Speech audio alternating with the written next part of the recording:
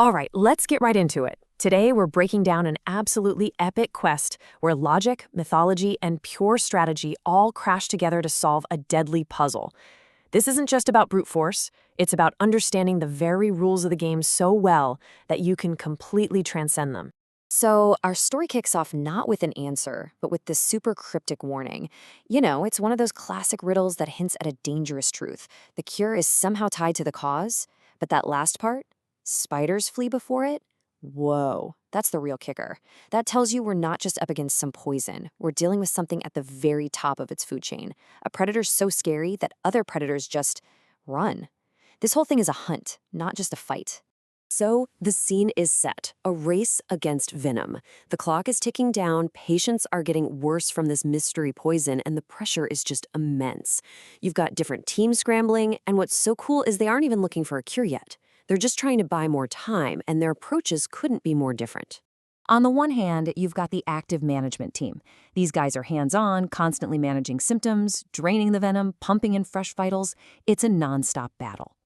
Then, on the other hand, you have a totally different idea, suspended animation. They're basically putting patients into a kind of hibernation, slowing their metabolism to a crawl to just pause the poison's progress. Two totally opposite, but brilliant ways to do the same thing, stall for time. So after a whole day of these desperate measures, the timer hits 0, and you think, okay, it's over. But no, not even close. It's a twist. A new notification pops up, and it turns out this entire thing, the poison, the patients, all of it, was just a test, a warm-up. The real hunt is just about to begin. Now, this is where it gets really good. Fighting fire with a blaze. See, the answer doesn't come from some shiny new weapon or piece of tech. It comes from a piece of old family wisdom, a saying that just flips a switch and unlocks a whole new way of thinking. We're about to shift from just treating the symptoms to attacking the problem at its core. We've all heard, "Don't fight fire with fire," right? Well, this quote from our hero's dad just turns that whole idea on its head. It's not just a clever little saying, it's a strategic manual. It's saying, yeah, fighting fire with fire is dumb, unless you're smart enough to use a smaller, controlled blaze to stop the big, out-of-control one. It's all about outthinking the inferno. And here's the perfect real-world example of that. Think about those huge wildfires you see on the news. What do firefighters do? They actually get ahead of the blaze and start another fire. Sounds insane, but they're creating what's called a fire belt. They burn away all the fuel in a strip of land.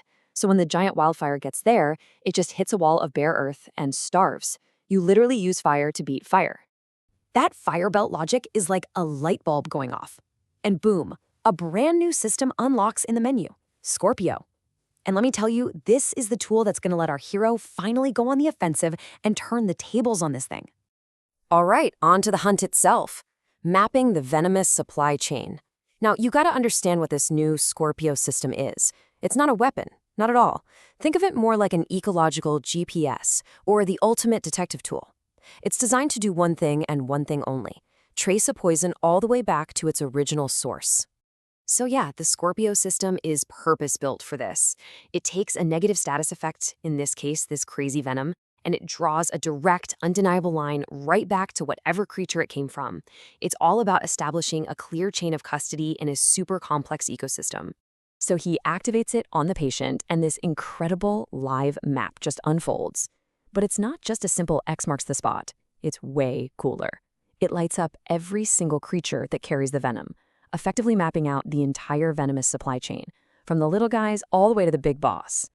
And I love this analogy he uses to explain it. He says it's safer to drink from a river upstream than downstream. I mean, that just makes sense, right? The further down you go, the more pollution and junk gets in the water. It's the exact same principle here. The system is following the trail of venom, upstream, to find the purest, most concentrated source.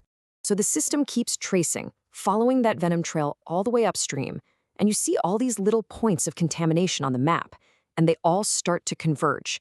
They flow together until there's just one single massive black spot. They found it. Patient 0. The one true source. The boss. So let's get into it. Battling the immortal basilisk. They found the target, and it's a creature straight out of mythology. And remember that first warning? Spiders flee before it?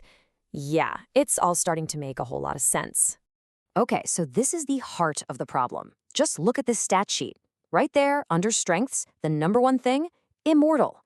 So you can forget just hacking away at this thing's health bar. It is not going to work. This is a puzzle, not a brawl. And the only way to solve it is to look at those weaknesses. It's all about exploiting specific mythological rules.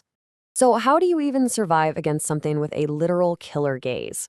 Well, he comes up with this brilliant 3-step tactic. First, he keeps his eyes locked on the basilisk's lower body, never making eye contact.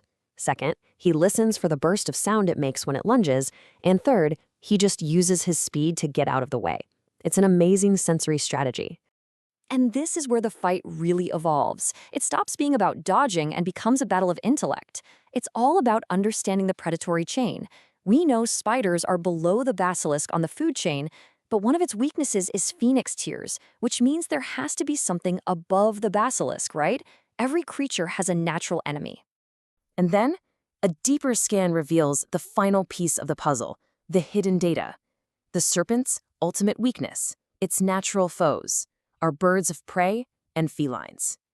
Now, this isn't just some random piece of lore for the bestiary. This is it. This is the absolute key to victory. And here comes the most incredible twist of the entire fight. He doesn't need to find the basilisk's predator, because he is the predator. A scan of himself reveals his house is the House of Lions, a feline, and his affiliation is with a group that's phoenix-like, a bird of prey. The two things it's weakest against are literally who he is, and the fusion effect, complete and total invulnerability to all of its attacks. And with that, he is transcending the predatory chain. With total immunity, the fight just transforms. It's not a desperate struggle for survival anymore. It becomes a flawless execution. It's a perfect demonstration of what happens when you don't just play by the rules. You master them so completely, you get to rise above them. And check this out. For winning, he doesn't just get some loot. He integrates the boss's power, its very essence, into his own system. He levels up 3 zodiac systems, Libra, Leo, and Taurus, all at once. This victory represents a fundamental evolution for him.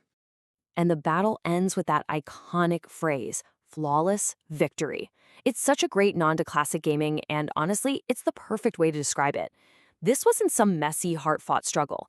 It was an elegant solution to a really complex puzzle, just perfectly executed.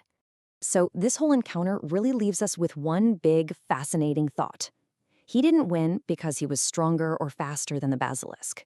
He won because he understood the underlying systems, the ecology, the mythology, so perfectly that the boss's greatest strengths became totally irrelevant. And it makes you wonder, doesn't it? In any system, if you master the rules, does that ultimately give you the power to transcend them? That's something to think about.